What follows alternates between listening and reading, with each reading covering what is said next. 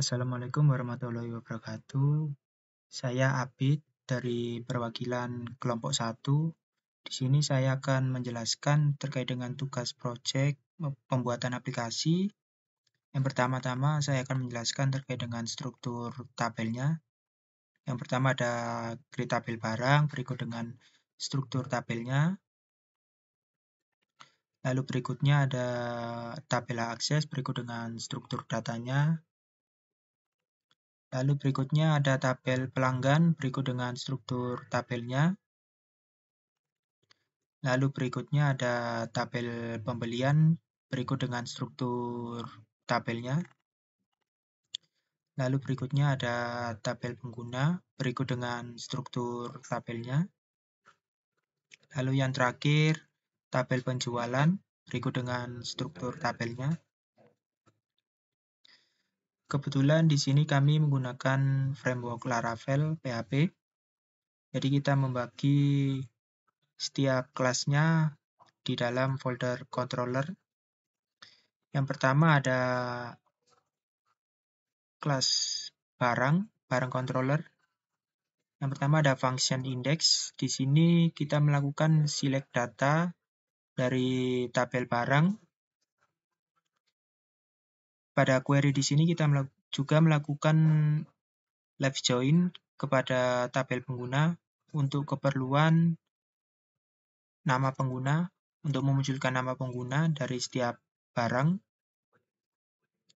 Berikut dengan query-nya, select ID barang hingga nama pengguna. Dan juga kita melakukan alias. Untuk alias A ini digunakan untuk tabel barang, lalu alias B digunakan untuk tabel pengguna. Lalu berikutnya ada function create. Pada function create di sini kita melakukan query select data dari tabel pengguna untuk keperluan data pengguna pada setiap barangnya. Lalu berikutnya ada function store. Function store di sini berfungsi untuk post data insert kepada tabel barang. Untuk query-nya di sini insert into tabel barang. Berikut dengan setiap kolomnya nama barang, keterangan, satuan, dan ID pengguna. Di sini kita melakukan query prepare statement untuk security driven. Lalu berikutnya ada function edit. Untuk function edit di sini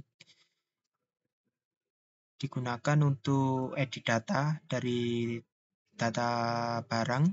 Di sini kita melakukan query select pengguna untuk keperluan nama pengguna pada setiap barangnya nanti.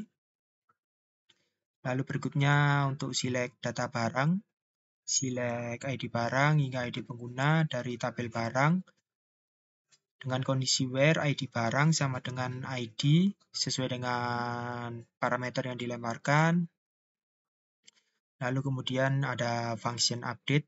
Function update di sini digunakan untuk metode put atau update data tabel barang.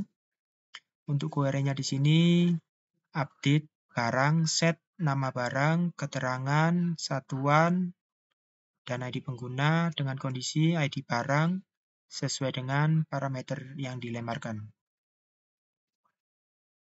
Lalu yang terakhir ada function destroy. Function destroy di sini digunakan untuk delete data tabel barang. Untuk query-nya sendiri ada delete from tabel barang, where ID barang sama dengan sesuai dengan parameter yang dilemparkan.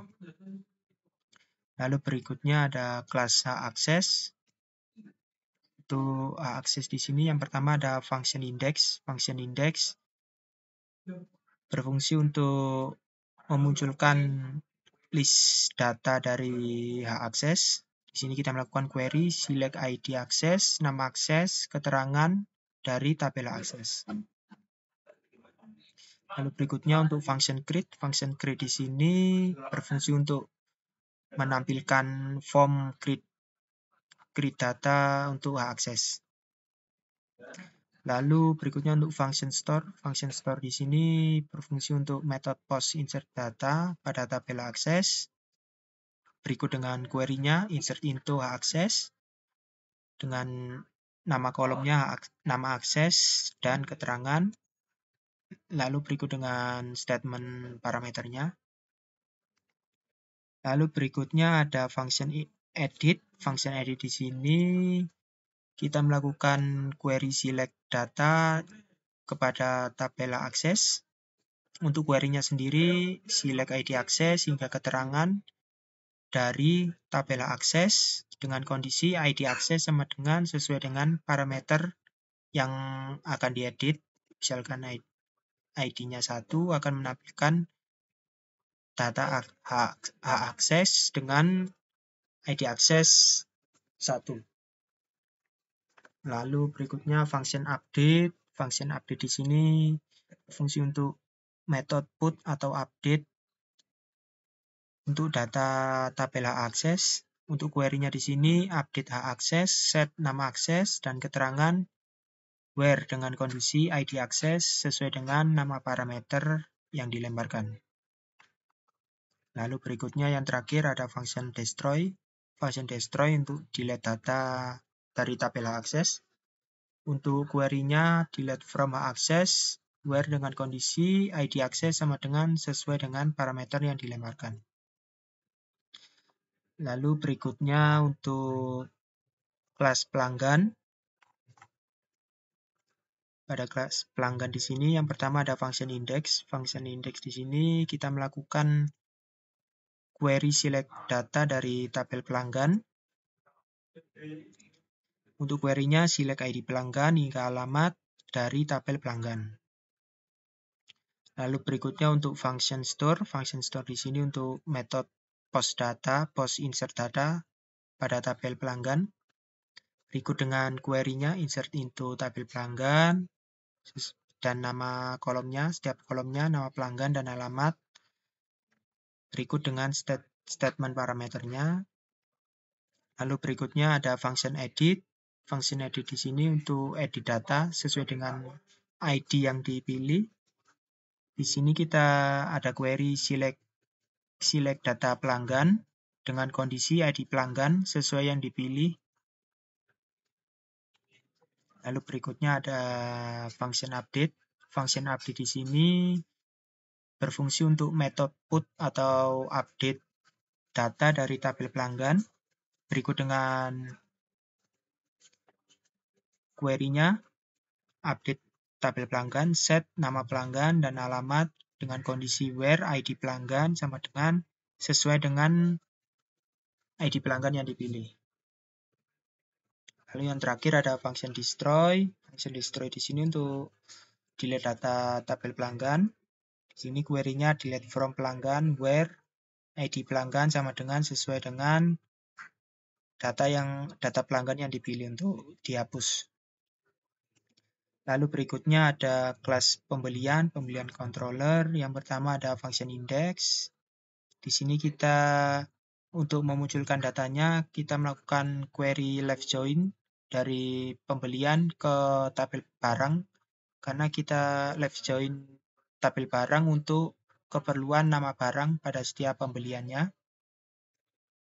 Di sini untuk query-nya select ID pembelian, jumlah pembelian hingga nama barang dari tabel barang.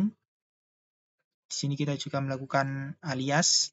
Alias A digunakan untuk tabel pembelian dan alias B digunakan untuk tabel barang. Lalu berikutnya di sini ada create. Create di sini digunakan untuk memunculkan form create pembelian. Lalu berikutnya ada function store. Function store di sini digunakan untuk metode post data insert ke tabel pembelian. Berikut dengan query insertnya, insert into pembelian dengan setiap kolomnya ada jumlah pembelian, harga beli hingga ID supplier. Lalu berikut dengan statement parameternya. Lalu berikutnya ada function edit. Pada function edit di sini ada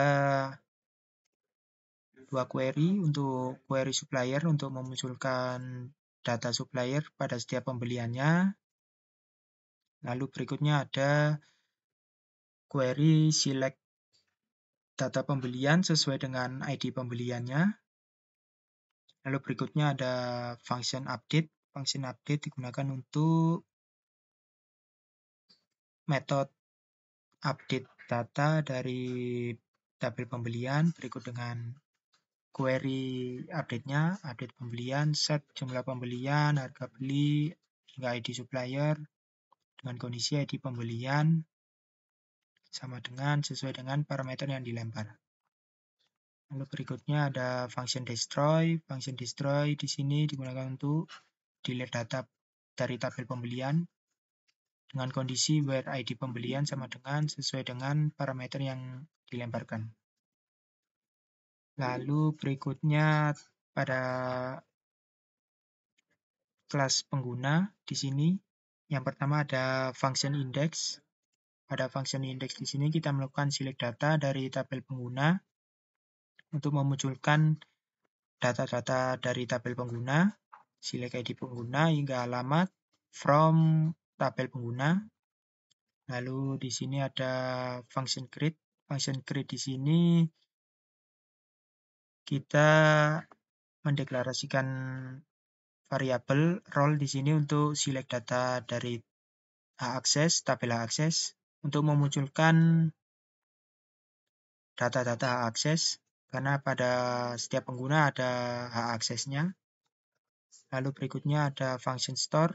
Untuk function store di sini digunakan untuk metode post insert data. Insert data pada tabel pengguna berikut dengan tabel query insert datanya. Lalu berikutnya ada function edit. Untuk function edit di sini untuk edit data pada edit form data dari data pengguna, select ID pengguna hingga ID access from tabel pengguna dengan kondisi ID pengguna sama dengan sesuai dengan parameter yang dilemparkan.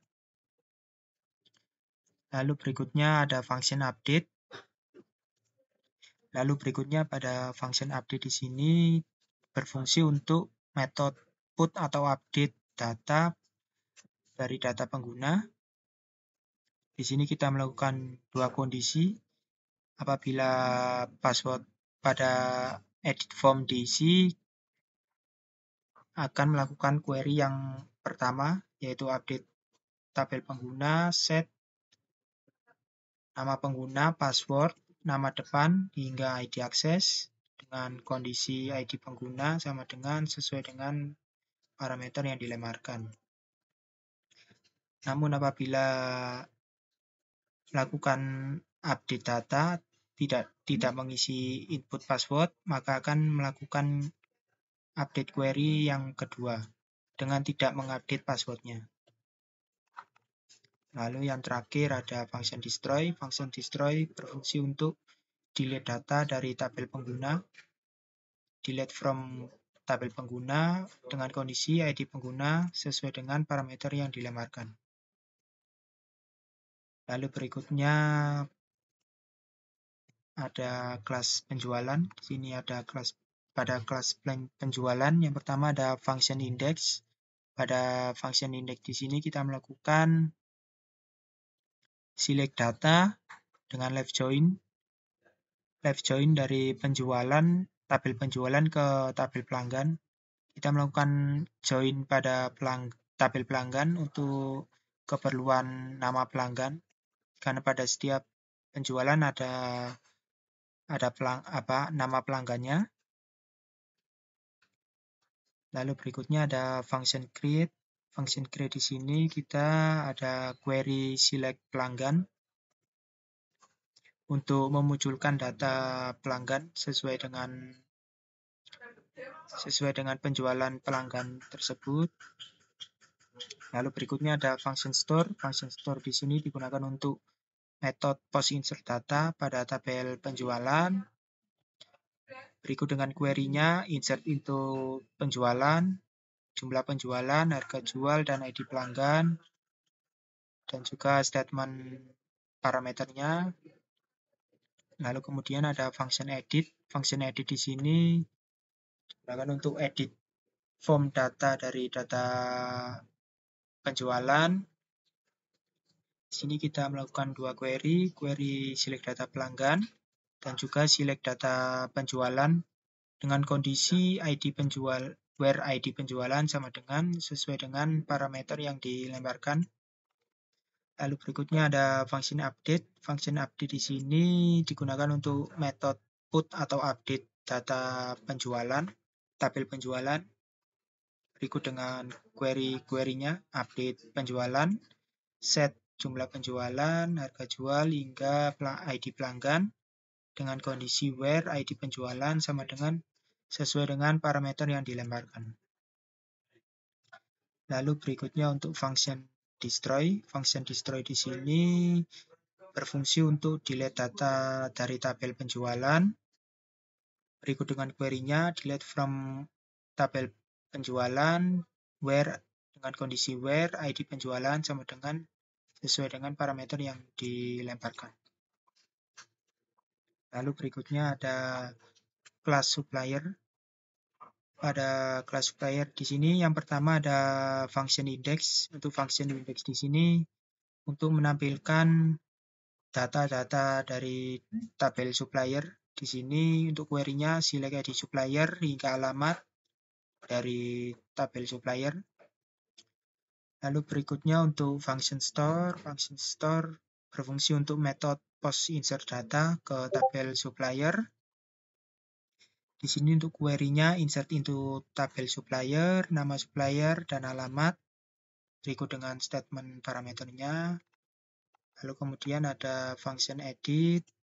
Function edit digunakan untuk edit form data dari tabel supplier. Berikut dengan query-nya, select ID supplier, nama supplier, alamat dari supplier, dengan kondisi where ID supplier sama dengan sesuai dengan parameter yang dilemparkan. Lalu kemudian ada function update. Untuk function update di sini berfungsi untuk metode put atau update data dari tabel supplier. Berikut dengan query-nya. Lalu kemudian yang terakhir ada function destroy. Pada function destroy di sini digunakan untuk delete data dari tabel supplier. Untuk query-nya delete from supplier where ID supplier sesuai dengan parameter yang dilemparkan. Lalu kemudian ada kelas laba rugi. Pada kelas laba rugi di sini kita melakukan left join dari dua tabel. Pertama kita select dari tabel barang, kemudian tabel barang tersebut kita left join ke tabel pembelian dengan menggunakan alias B. Untuk tabel barang menggunakan alias A dengan join ID barang. Yang kedua ada left join dari tabel penjualan dengan alias C dengan join ID barang dan juga ID barang dari tabel barang. Dan juga kita melakukan group by nama barang dan juga kita order by ID barang. Berikut untuk tampilannya di sini untuk laba rugi. Pada tampilan laba rugi di sini untuk nama barangnya, setiap barangnya barang satu dengan total pembelian sejumlah sekian dan total penjualan sekian dan laba ruginya hasil dari total penjualan dikurangin total pembelian. Untuk total pembelian dan total penjualan di sini pada query-nya ada di sum di sini. Untuk total pembelian sum jumlah pembelian dikali harga beli. Lalu kemudian untuk total penjualan sum dari jumlah penjualan dikalikan dengan harga jual. Untuk total laba ruginya di sini kita melakukan operator pada PHP-nya. Di sini untuk operator total laba ruginya, total penjualan kurangin total pembelian. Mungkin itu saja dari kelompok kami. Apabila ada kesalahan, mohon koreksinya. Wassalamualaikum warahmatullahi wabarakatuh.